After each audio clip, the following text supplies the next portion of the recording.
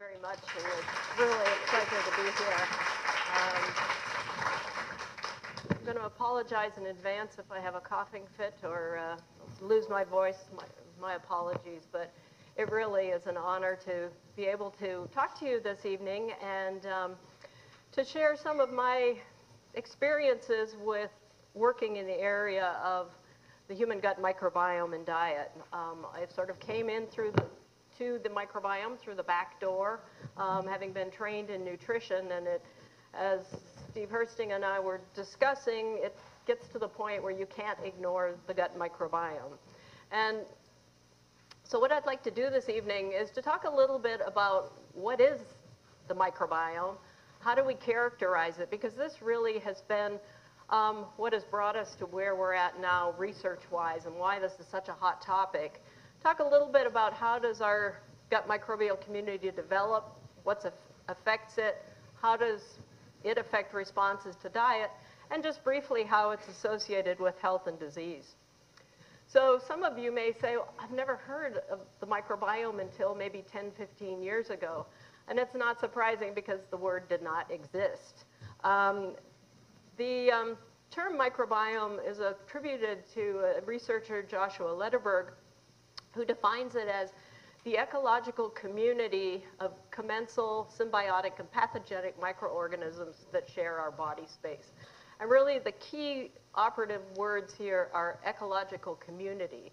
So unlike often when we think about microbiology or we think about bacteria or microbes, we think about one microbe and an associated disease. And this really has been a shift in how we think about bacteria and other microbes associated with the body, because we're really thinking about the totality of the microbial community. And you'll see in a while why this is important, particularly from a nutritional standpoint. So we've been studying the gut microbiome in earnest for probably 20 or 30 years as some of the methodologies and lab techniques have become available. And what have we learned to date? Sort of not surprising, it's complex. And the more we learn, the more we realize we don't know. So this is really very much a work in progress as a field. There are trillions of microorganisms in the human body. From the standpoint of what microbes do, they have 100 times as many genes as our human genome, which means they have a lot of capacity to metabolize things we can't handle. And that's where a lot of the interaction between humans and microbes is really fascinating, because we rely on them for a lot of metabolic reactions that we can't carry out, and they rely on us for production of certain compounds too. So we have this important symbiosis or interaction between ourselves, the host, and our microorganisms. So when we talk about the gut microbiome, what are we talking about? Who's there? Really, a lot of the focus is on bacteria. From the standpoint, this is where a lot of the research has gone on, and the bacteria are a major component of the gut microbiome.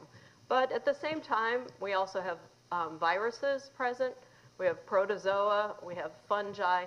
So we've got a whole slew of critters down there that are all doing their own thing or all doing things interacting with each other and interacting with us. We know a lot more about bacteria than we do about the fungi and protozoa that are present, that are part of our normal gut microbial community. So there's a lot of room to learn more in this area. So you might be asking, well, why are we all of a sudden studying the microbiome? And this really has come as a result of technologies and approaches to sequencing. For example, we sequenced the human genome, understood all the various genes and other components of our DNA. And it really is those methodologies that have now been applied to study the gut microbial community. So we can ask a number of questions. We can use techniques to look at which microbes are there. We do this by a sequencing approach where we're looking at a specific gene, 16S ribosomal RNA gene, which all bacteria have. We can ask what is the genetic potential of those bacteria? What are all the genes that they have that could produce certain proteins? And what we're most interested in the long run is, what are the microbes doing? What proteins are they producing? What metabolites or compounds are they producing that it might affect our health? And so we really rely on all these different methods and techniques to interrogate the microbiome and to understand who's there and what they're doing. So if you think back to, high school biology, where you had to learn kingdom, phylum, class, order, family, genus, species, we worry about this a lot when we try to understand who's there. And when we look at the kingdom of bacteria, what we find is that actually in the human gut, there are about 10 different phyla that are found regularly in the human gut, which in contrast to other ecosystems, this may be a relatively small number of bacterial phyla. There are 5 of these that represent the majority of bacteria, and of these, 2 phyla dominate, Bacteroidetes and Firmicutes. Let's see if I can get some feedback here. So on a high scale level, at the phylum level, things are actually relatively simple if you think, okay, well, we've got 5 phyla. But then when we start to look more deeply, oh. Okay. Sorry. Thank you. But when we start to dig deeper and we get beyond phylum and we go down to the level of genus and species, we're looking at somewhere between 500 to 1,000 different species of bacteria in the gut in each individual. And my 500 species may be very different than your 500 species or your 500 species. And so that really leads to a lot of complexity when it comes to trying to study this and figure out how are we similar, how are we different when it comes to our gut microbes. So, and even I think this cover from Cell, journal Cell is lovely because they talk about strain level variation in the gut microbiome. So it's sort of at the breed level of dogs. So dogs are one species, but then you dig deeper and we've got a lot of different flavors of dogs out there. And similarly, even within a particular species of bacteria, you can find quite a variety of different strains doing different things. So it can get very complex. So a gut microbial community structure is very specific to an individual. And interestingly, as we study individuals over longer periods of time, in healthy adults, the human gut microbiome is a relatively stable place. And if you look at somebody's gut microbial community, measure it, and then you look at it several months, several years later, it still tends to look similar to when you first measured it. So there's a lot of, we've created an ecosystem for our microbes there that is a good place, and they're all relatively happy and hanging out together. Of course, when things go wrong is when we run into problems, and we'll talk a little bit about that later. But on average, a relatively stable microbial community. So as I indicated, when we try to look at who's there, there's a lot of difference across individuals. This side just shows if you're trying to measure who's there, and this is really just looking at the phylum level, so very high level view of the structure of the gut microbial community. You can see some people have very few Firmicutes, others have a lot more. But interestingly, when we start to look at what the functional potential or what metabolic reactions the bacteria can carry out, things are a little more stable. So if you're looking at genes involved in carbohydrate metabolism, so across all these same individuals who are shown here, I think there are about 100 of them and their community structure. When you look at the genes involved in specific activities, there's a lot more similarity across. And you can see these bands are relatively same thickness, so everybody's got about the same gene abundance for particular activities. It's just a matter of which bacteria you have that carry out those reactions compared to somebody else. So in other words, there are a number of ways to get to the same place as far as chemical reactions, but it doesn't always require the same bacteria. So there's a lot of redundancy in the system. Some individuals may have one bacteria that can cover several reactions to convert, for example, a component of diet into a bioactive compound that we may be interested in relation to cancer. Other people may have 3 different bacteria that are all handling different parts of the reaction, but they get to the same place in the end. So that's been our challenge in this area as far as studying it. When we think about the human gut microbiome and where we find bacteria in the gut, they're pretty much the whole length of the human gut. Certainly the oral cavity is, as we know from visiting the dentist and having dental caries and gum disease and all the rest, yes, we have bacteria in our mouth. But even we have some bacteria in our stomachs, very low numbers compared to lower parts of the gut. And as you continue down through the small intestine, the numbers start to increase, such as at the time you get to the distal part of the small intestine and into the colon, this is where there are largest number of bacteria, and also a largest diversity in the types of bacteria present. So these are distal ileum, and in the colon we see substantial amounts of Bacteroidetes, Clostridium, Bifidobacterium, Enterobacteriaceae, so a whole range of microbes. And even all the way down to the lower part of the large intestine and the rectum, which, you may say, well, how do we study the microbiome? And I hate to admit it, but a lot of time we rely on stool samples or poop samples from people to, measure the gut microbial community. There are some types of studies where we actually go in and take biopsies when we're looking for bacteria that are directly associated with the lining of the intestine.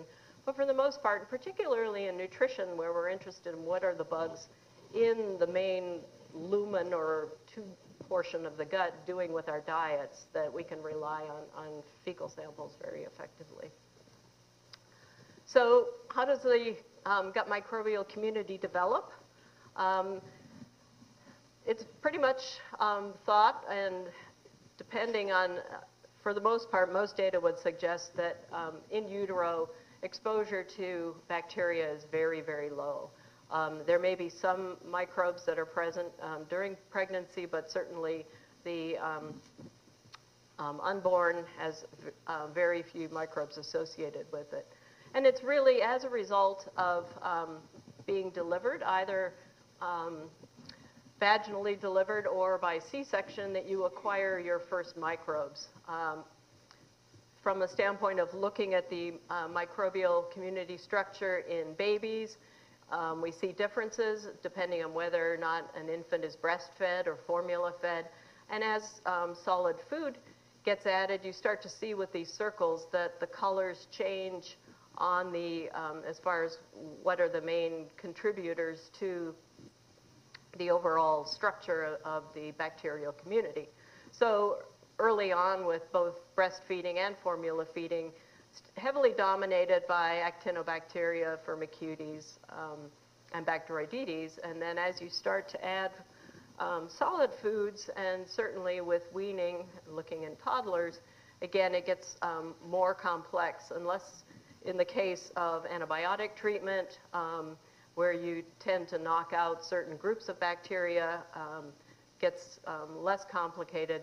And under cases of malnutrition, you see differences also.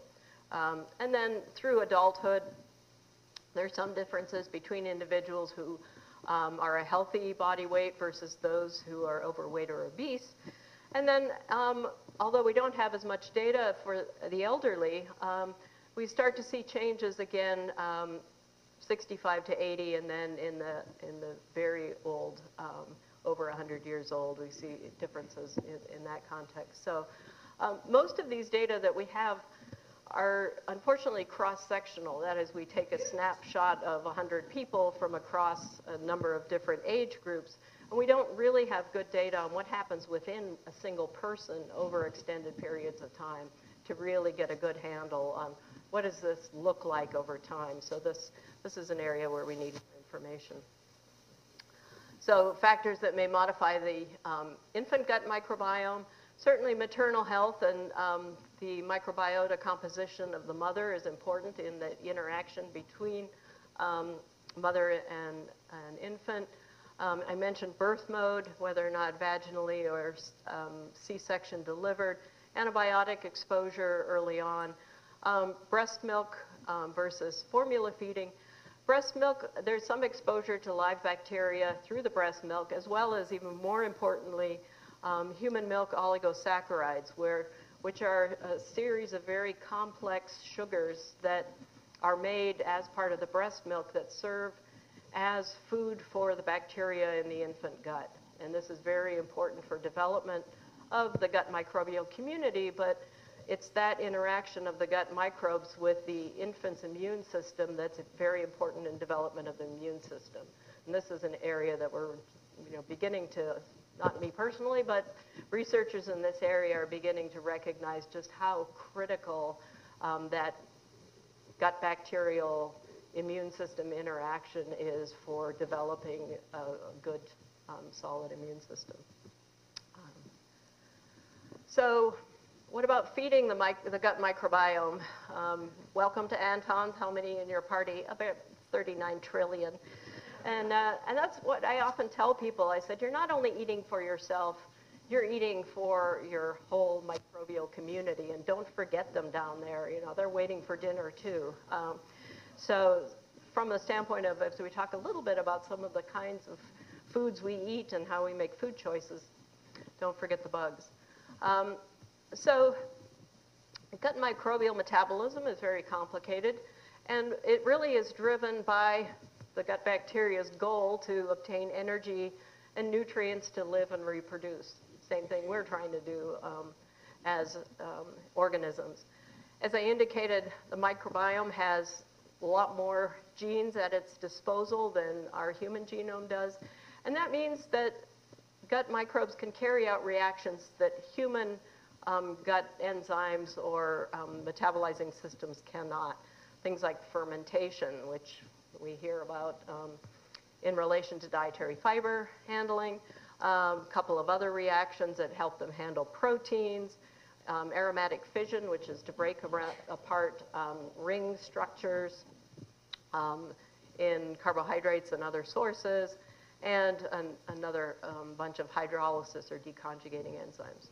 So if we think about what we have for food for the gut microbes, and we start at the top and we put food in our mouths, we are pretty good at digesting a lot of things in our diets. Our enzyme systems in the small intestine are designed to help us handle fat really well so we can absorb as much as possible and make sure that we put on as many layers as we need to survive winter. Carbohydrates we also handle very well as protein. So it really means that it's the indigestibles that we can't handle or things that aren't available to our human enzymes that become food for the bacteria.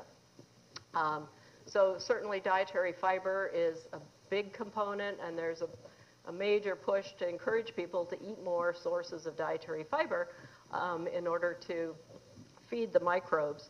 But also thinking about the form that your food is in. If you're eating things that are pureed up into very small particle size, again, you will do really well at extracting nutrients in the upper part of the gut, and less of it will get down to the lower part of the gut. So if you think about, for example, eating whole grain wheat, eating it as the wheat berries, versus if you were to chop it into little pieces, as in making tabbouleh and having cracked wheat, or if you were to grind it into a flour, the amount that will end up available to the bacteria in the lower gut will become less and less the more refined you make the product, or the more you reduce the particle size of your food. So something to think about as far as Am I feeding myself or am I feeding my microbes? And this is important in the case of fermentation of carbohydrates. Bacteria really rely on carbohydrates for energy. That's based on the way the microbial community is constructed. They're really looking for sugar sources, dietary fiber, and resistant starch. Now, most sugars, particularly think about table sugar or simple sugars, we absorb those really well. So bacteria never see those unless they are part of a food structure that doesn't allow our enzymes to get at the sugar and digest and absorb. And it's really important for the bacteria to be able to obtain energy from dietary fiber, and as a result, they ferment the fiber to short-chain fatty acids called acetate, propionate, and butyrate. These compounds are very important energy sources to our gut epithelium, the lining of the cells in our intestine. But they also serve as important signaling molecules to the liver to better handle carbohydrates, so as far as glucose homeostasis, insulin release. So these compounds are extremely important. And to give you an idea of how important fiber is to bacteria, they have identified over 80-some different enzyme families that break down carbohydrates. So they're very well suited to being able to get at any source of fiber that they are exposed to. Bacteria can also handle proteins. And unfortunately for us, when they start breaking down proteins, i.e. if you sit down to a 32-ounce steak, it's unlikely you're going to be able to absorb all of the proteins yourself in your small intestine, and some of it will get down to your lower gut. But interestingly, they'll break these down into smaller components like peptides or the building blocks of proteins, amino acids, and then they'll convert these into a whole host of other compounds. And some of these are very noxious compounds and really are not good for the health of our intestine, of our lower intestine of the gut. They can make compounds like ammonia. They can make a number of sulfur compounds that can have detrimental effects on cells in the colon. So all of these are ideally, from the standpoint of making a food choice, a high-protein diet is not the best food choice for a gut microbial community.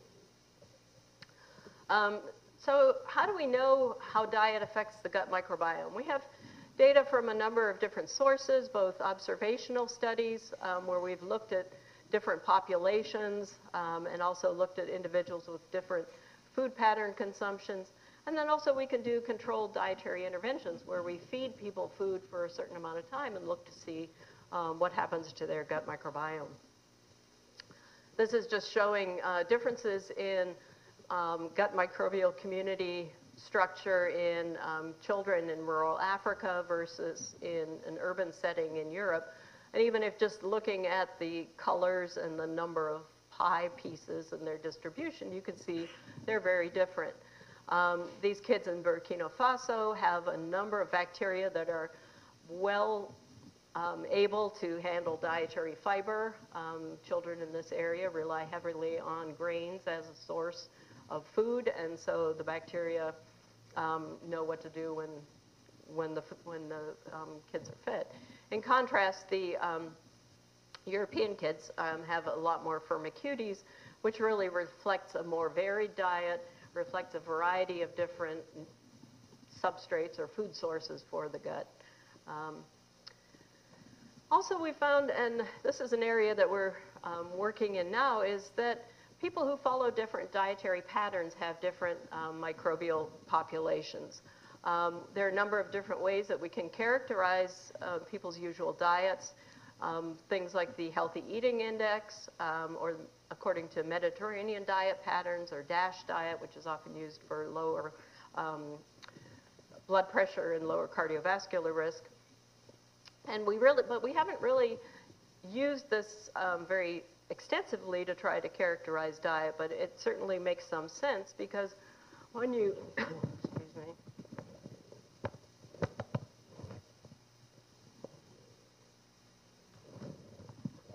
when you look at what we considered a healthy eating pattern for humans, even though the guy's saying, I'll have a garden salad, please, the bacteria are saying, we'll have the cheeseburger and fries. But in reality, it's probably the other way around. Because a healthy eating pattern that includes vegetables in all various categories, fruits, and especially whole fruits rather than fruit juices per se, whole grains, and a lot of protein sources that are of plant origin, such as legumes, nuts, seeds, soy products, etc. These are also good choices for your bacteria.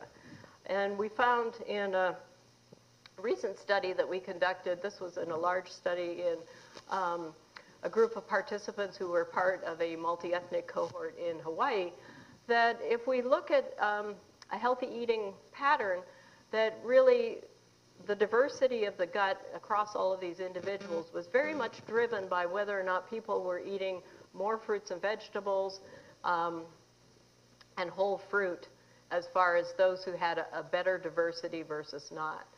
Things like whether or not you ate refined grains, in fact these two lines are overlapping here, or whether or not you eat seafood, plant proteins, etc., didn't seem to really have much of an effect on your gut microbiome. But certainly the fruits and veg were major players in this study. Also, if you were to change somebody's diet drastically, you can rapidly change aspects of their gut microbial community. This was a study that was conducted where they took 10 subjects. They put them on a 5-day diet that was all animal-based foods or all plant-based foods. So you can imagine that was a real shock to the microbiome when they did that. But you know, the microbiome responded well. And what you can see in this one, when they looked at how the bacteria were responding, they were producing they were expressing genes that were very important for what they were being fed. So if they were fed the animal-based diet, most people's gut microbes all kind of did the same thing, and they're all clustering here. When they were on the plant-based diet, they were all clustering here. So the activity of the microbiome tended to respond.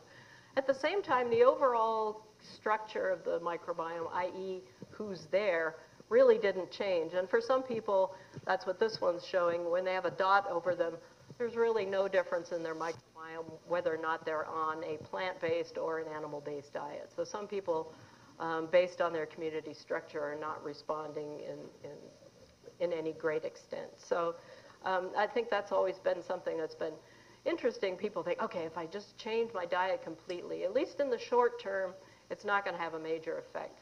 Longer term, if we allow months, years, we could possibly make some major changes in the microbiome. So there are a number of things that can affect the microbiome. We've talked a little bit about diet, but there are many other things we're coming to recognize as being important to this.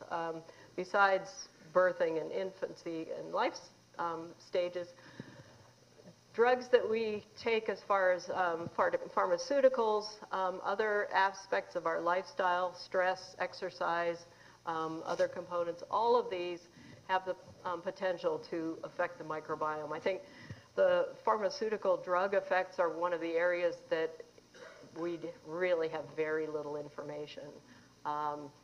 We know in the case of some therapeutic drugs, for example, for cancer treatment, you can have a major impact on the microbiome. But things like statins or some of these things that we're taking routinely are likely having an impact on this. And this shows up in one study that was conducted in Belgium, where they actually looked at people who had very similar backgrounds genetically, all from the northern part of Belgium. And they looked at what components were associated with the microbiome. And the thing that popped out as being the major contributor to variation across the population was medication use. Also, bowel function, stool consistency, some diet information affects it, and lifestyle. So all of these were contributing. The amazing thing, though, is that when you put all of this information together, we were still only explaining about 16% of all the variation across these various gut microbial communities. So there is a heck of a lot we don't know about what affects the microbiome, and so a lot more digging to do in that area. They were your mother's microbes, now they're yours. How do we hand these off? We don't have a lot of information in humans. There are some studies in twins, mono and dizygotic twins, so identical or fraternal. But there was an interesting study a couple of years ago that really, at least from a nutritional standpoint, gave me some food for thought. And this was a study that was conducted in mice, where they started with a group of mice who were, one bunch was put on a high fiber diet, one was on a low fiber diet, and then they bred them and looked at the next generation, generation 2 and generation 3. In the group that was on the high fiber diet the whole way through, their gut microbial community was pretty similar across all 3 generations, and also very diverse. That's why they show it with all the colors here. But if you start the pregnant mouse on a low fiber diet and then continue to feed that low fiber diet to the next generation and the generation after, you see reduction in the diversity and the number of different types of microbes present as you go through the generations. There's some suggestion that if you take the low fiber group and you put them on a high fiber diet, you can get some recovery back. But with each generation, you've lost that diversity and you really are not regaining it. So I don't think we have anything that provides us information in the context of humans to know to what extent this is happening, but it does make you think, okay, making sure that we're maintaining healthy diets across generations as well as trying to avoid loss of some of these microbes. So the other flip side of this, we've talked about how the diet can affect the microbes, but for those of us who are trained in nutrition, we're interested in how does food affect health of humans, partly through both what we're eating in the way of energy and its effect on a number of chronic diseases, as well as some of the other components in diet. And the gut bacteria can affect all of these parts, both from a standpoint of metabolizing a variety of compounds in the diet, affecting fuel availability as far as energy, and some have direct effects right on disease risk, for example, in relation to cancer. And we've talked about diet affecting the gut microbiome. So how does the gut microbiome affect diet? So what it really is doing is it's a modulator of effects of what we eat, and it can alter exposure to different nutrients, to other things that are not specifically essential for life as a nutrient, but are important for our health. It can generate new compounds that can serve as energy sources, such as the short-chain fatty acids that are a result of fiber fermentation, regulating metabolism. It can also produce compounds that can either cause inflammation, such as some of those metabolites of fiber protein metabolism, or reduce inflammation as a result, for example, of fiber fermentation. And similarly, it can produce compounds that can cause cancer as well as can protect against cancer. And a couple of examples of compounds that bacteria are producing include the short-chain fatty acids produced from dietary fiber, a number of compounds in soy called isoflavones, or a group of phytoestrogens that are metabolized to other compounds by the bacteria, and we're only exposed to these because of our bacteria. Similarly, plant lignans, a number of other compounds in various fruits and vegetables, and glucosinolates, which are found in cruciferous vegetables. They're the compounds that make your broccoli smell sulfury and all the rest. So but they're very important for cancer prevention, so we're always encouraging you to eat your broccoli. So this is just one example of some of the variation that we have in how we handle compounds in foods. And this is just looking at one of the soy phytoestrogens, dietsane. And what happens is it undergoes a number of reactions by the gut bacteria. And some people can produce some of these compounds, other people cannot. For example, this one compound here with a horribly long name, odesmethylangolensin, also we call it ODMA for short, is produced by most people. About 80 to 90% of people have the bacteria needed to produce this. Some people don't produce ODMA, but they may produce equal, which is another compound. And this really is highly variable. In this population, probably about 20 to 30% of us in the room have the bacteria that would allow for production of equal. If we were to have a room of Japanese, it would probably be more on the level of 50 to 60%. So a lot of it is differences in probably generational exposure to soy and to the isoflavones that are part of it. And one of the interesting things about whether or not you produce these bacterial metabolites is differences in various factors important for health. So for example, in several different studies, they found that people who can produce equal tend to have lower percent body fat, so higher fat-free mass, lower blood pressure, lower serum triglyceride levels, lower levels of C-reactive protein, which is a marker of inflammation. People who can produce ODMA tend to have lower body fat, lower cholesterol. And the interesting thing about this is it doesn't really matter how much soy you're eating. It's just whether or not you have the bugs capable of carrying out this reaction. So in this context, it's not that the compounds themselves that you're producing are the important part. It's that you have the bugs with the capability to carry this out. And I think we're going to find that in a number of other examples in the future that it really is a marker of your gut health and your microbial population. All right. Interestingly, and this is always a frustration in the area of probiotics, is that in a healthy gut, it's hard to get new bacteria to colonize the gut. In this case, these guys are saying, I think we will struggle to set up a colony here. And the resident microbes have quite the fortress going here. So under normal, healthy conditions, we've got a community of bacteria, commensal, symbiotic, and pathogenic, that are all contributing to the health of the gut microbiome. And if we think about the pathogenic bacteria contributing to inflammation on the right-hand side, and the symbionts being those that we are in the symbiotic relationship with, regulating things on the front end, everybody's in balance at this point.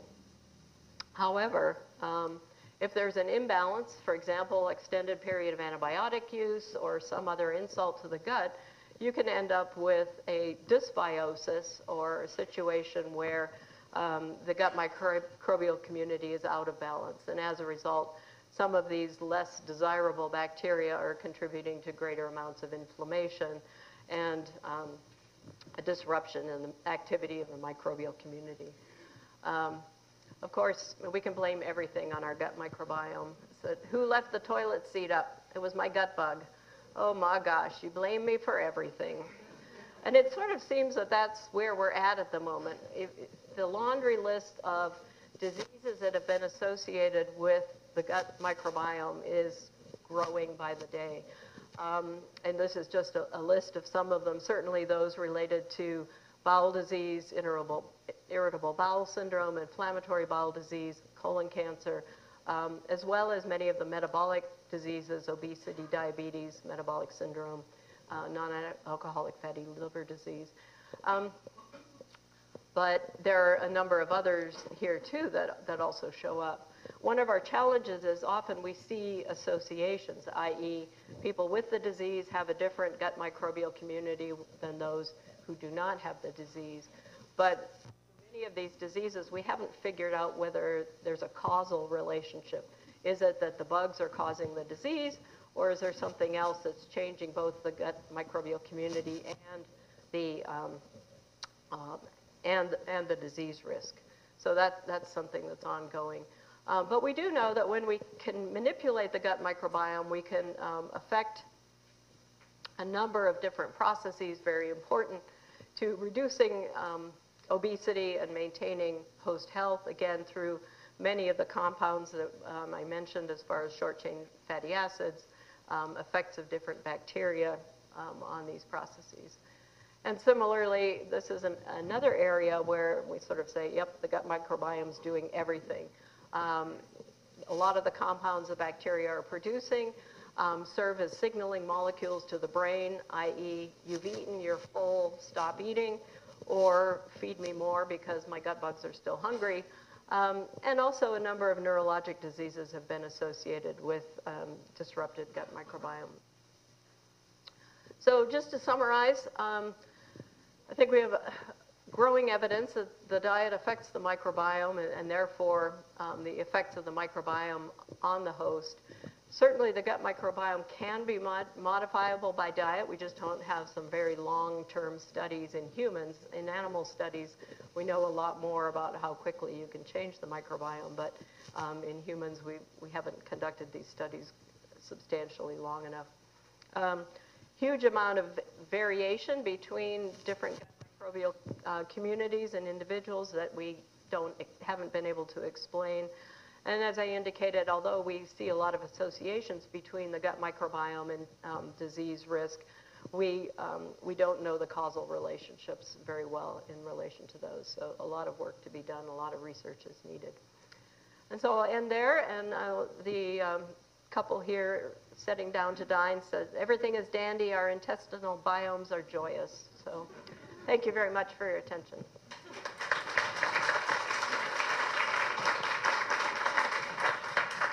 Time for questions, yeah. Probiotics actually help get the correct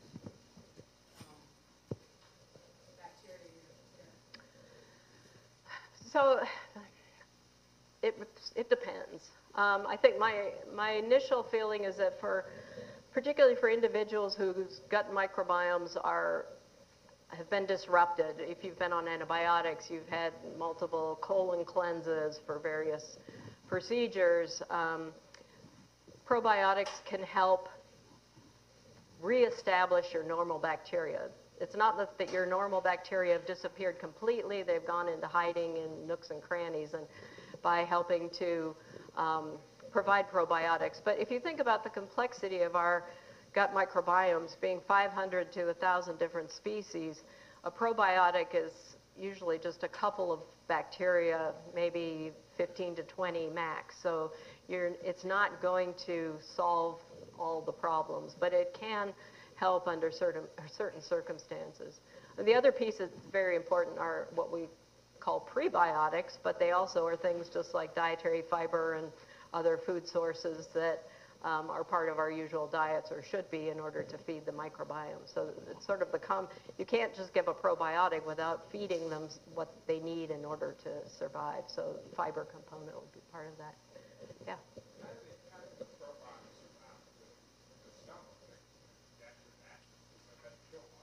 Most of them are enterically coated so that they have the capsules or whatever are made so that they won't be released in the stomach. Sort of like other drugs where you want to get it to the right place in the gut. So, sorry, the question was, how do you get probiotics in a viable form down to the lower gut? And so the answer was that many of these, like drugs that have to be protected, are put with a enteric coating on the capsule or the tablet, so it can't undergo degradation or breakdown by acid in the stomach, for example. So, yeah. Yes, please.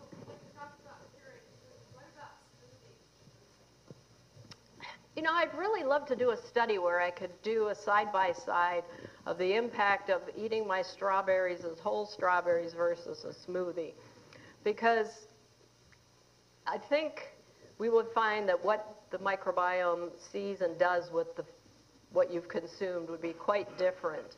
So personally, I would tend to avoid pureeing everything, just because thinking about structure of food and the importance of allowing whole bits to get down into the lower part of the intestine. Think about if you were for example, with corn. If you eat whole corn, in some cases it comes all the way through. So similarly, at least for the bacterial standpoint, they're seeing things in a more intact structure. So again, if you puree your corn, a lot of it's going to be, all the starches will be absorbed in the upper part of the gut and won't get down for the bacteria to consume them. But yeah, I've often wondered, I'd love to see a study done on that. So, yeah. We were discussing the various neurologic disorders and association with the overall health of the gut biome, and that just nothing's gone far enough to indicate a causal relationship. I mean, how do you talk to people who are really invested in that gut health to, different disorders, and they're sold that this is a proven, thing? I mean, we're so early in this, we don't know exactly what everything down there is doing yet. Right. We just know something's wrong. And at the same time, neurologically, something's wrong too. They're both happening at the same time. Yep. Doesn't mean They're interrelated. causally linked. Yeah, no, I think it's really tough. And I think, in the areas where we've got capacity to do some of this work well in other models, animal models, where we've got a good model for it, we can come to understand that better. Because you can start then with, a mouse that has not been exposed to any bacteria. You can expose them to certain bacteria and see what happens, kinds of thing. In the human gut, it's, to try to do these studies in humans would be really impossible, but We it's, just don't know that fixing the gut health problem is actually going to fix. well, that's true too, yeah. I mean, we don't know if it's causal, and we don't know if you do something to the gut, will it fix it? So, yeah, there's just so many question marks. Yeah, thank you for bringing that up, yeah. What are your thoughts on drinking kombucha?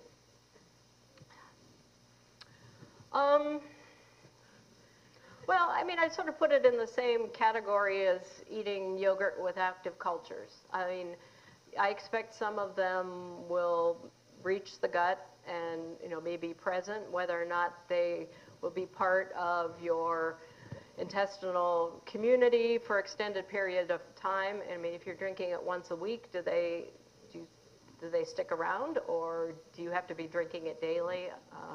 Some of the same questions we ask in relation to yogurt with active cultures, that sometimes, if you're not eating yogurt, the bugs aren't there, and you eat yogurt and they're passing through. But interestingly, the bacteria that are really part of the adult community have been set up at the time when you were 1 and 2 years old.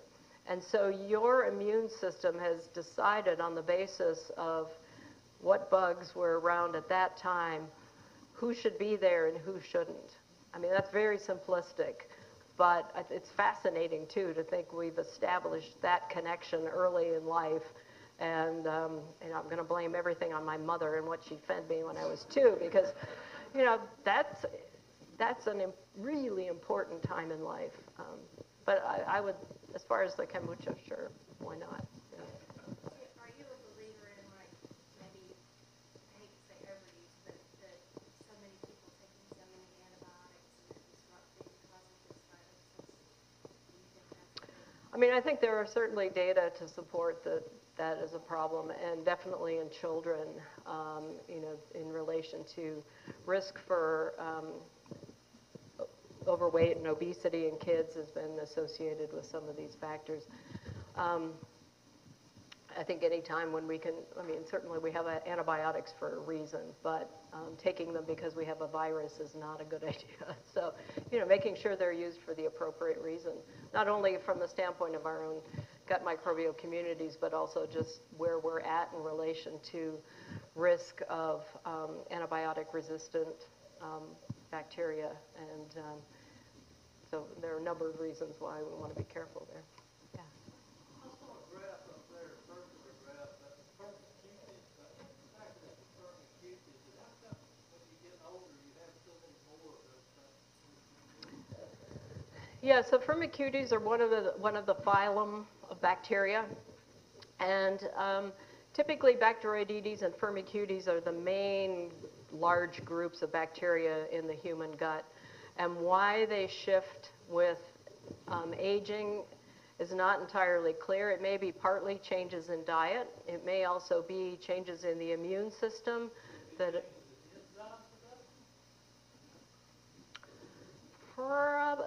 you mean as far as our own bacterial enzyme? It is true. I mean, it could be partly, if that's the case, and our small intestinal enzymes are not digesting our food as effectively, more of it's going to the bacteria in the large intestine, and so you see shifts for that reason too. No, that's a good point. No, good one. That's where we're at in this stage in research. Everything's a hypothesis. Yeah. Yeah. Is there a relationship between these bacteria and artificial sweeteners? There has been some work done. I don't know that we have any data in large studies in humans. There have been some studies in animal models that show changes. Interestingly, though, in animal models, you can change things in a minor way, and you can see shifts in gut bacteria that we can't see in humans when you make shifts. So whether or not it's how that would work and why we see an effect in the animal models, but we don't see any we don't have any epidemiologic support at the moment that specifically consuming artificial sweeteners is, results in a different microbiome. I mean, the challenge with that too, though, is for large-scale epidemiologic studies, if you're consuming artificial sweeteners, you probably are doing other things differently in your diet. So it's hard to tease apart in the complexity of the humans. Oh, perfect. We're not seeing so much change in bacterial composition, but a very odd shift in metabolites because these sweeteners are being metabolized. A weird thing that the body usually doesn't see. And so that may be of more concern. Yeah. So that's a good. direction. Yeah, great, cool. Maybe not a change in the microbial population, but a change in the metabolites that the microbes are producing. And so we don't know the health effects of that yet, but that is the pattern we're picking up. Heavy artificial sweetener use changing the metabolites. It's a strange thing. Yeah. It's like, what is that? What is that? Yeah, exactly. Yeah. I would also raise the issue, in addition to the sweeteners, about the heavy use of emulsifiers in processed foods. It also has an impact. Mm-hmm. Yep. I mean, there are a lot of things in our diet that we don't know how they affect the gut microbiome, especially a lot of things in the process. Why can't there be a simple test that manufacturers can give people to see whether their gut flora is working in symbiotic goodness with each other? Why aren't they doing this in Japan right now? Well, there are some tests where they will tell you, what your microbial community looks like, but how that translates into your overall gut health, we don't have enough data yet to make that where we could say, yep, yeah, exactly. Not quite, no. So, yeah.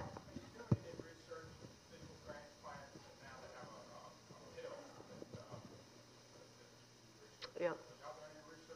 I'm not doing research in that area. I mean, I think it's a fascinating area. At this point, most of the focus really has been in patients with Clostridium difficile, which is a really noxious, single bacterium that it causes, horrible damage to the gut.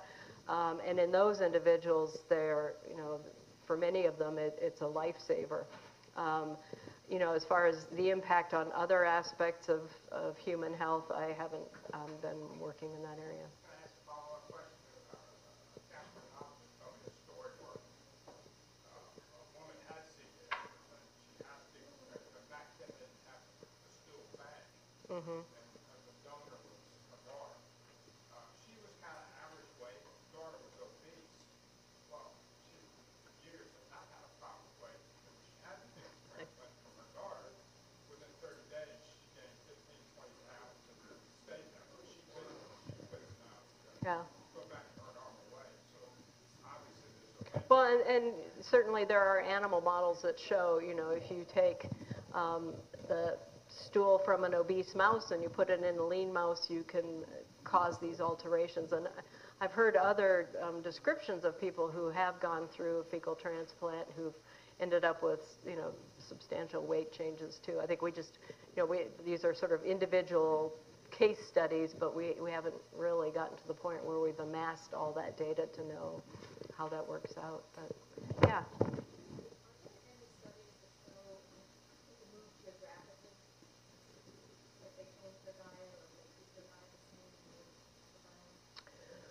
I think there are a couple of studies that are just starting to come out, but and certainly a lot of that probably relates with changes in diet, changes in water and water quality, particularly if you're coming from a part of the world where your water quality is always a little iffy, to someplace that's better water quality.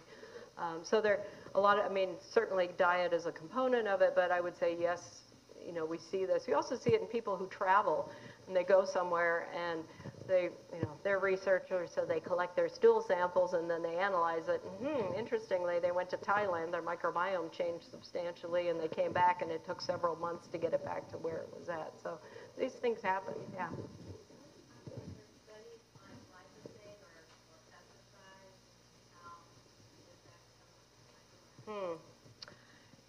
I don't know of any work in that area. Sorry. Good question, though. Yeah, sure. Just kind of circling back to the lab culture, you said, well, you were actively eating it, you could find it in the samples and stuff like that. Does that mean it's actively doing something while it's on its trip to work? Good question. Sorry, I don't think, yeah. Assuming the worst that I've done from my microbiome was to eat poorly, and I chose eating to consume a broader spectrum. What kind of regime for probiotics might I expect to use over what time? I mean, as far as if you were to change your diet, when might you expect your microbiome to change? I mean, there have been studies.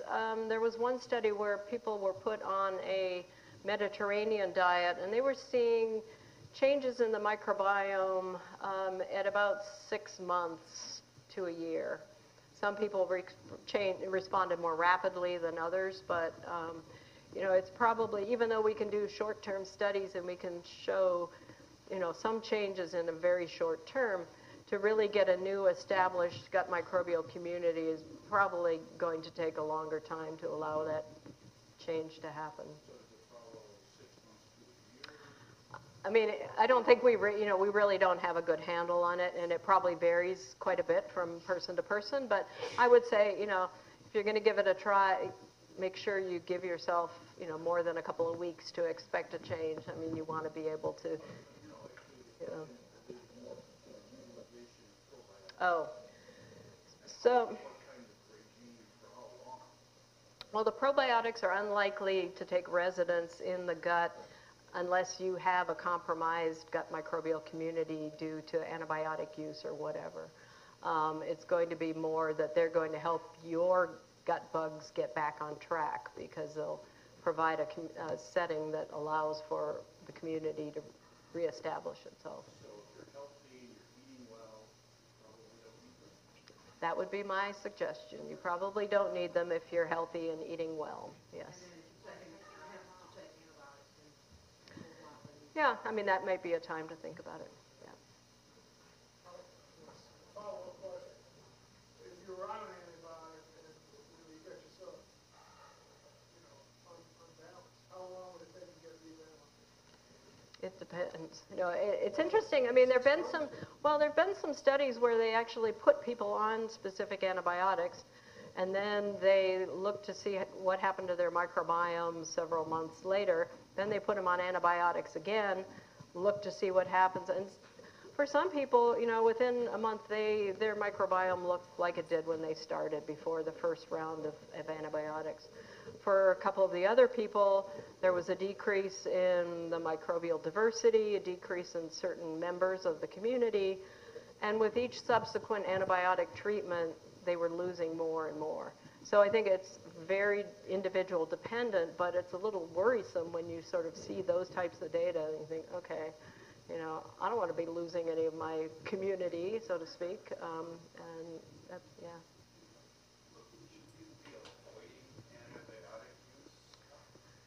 Well, no. I mean, if you are being prescribed antibiotics, presumably you are being prescribed them for a reason, and the important thing is to take them as prescribed and make sure you take them so that you don't need to be put on yet another antibiotic because you stopped too early and didn't do in the bug. So, yeah. Like, mm-hmm. Has there been a difference in meat protein and plant protein getting into the lower for that body?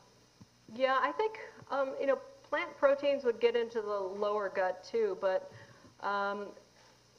in combination with the meat protein, if you think about how we cook meats, particularly if we cook them really well or we barbecue and flame broil them, we've also produced a number of other compounds that can be metabolized by the gut bacteria that are carcinogenic.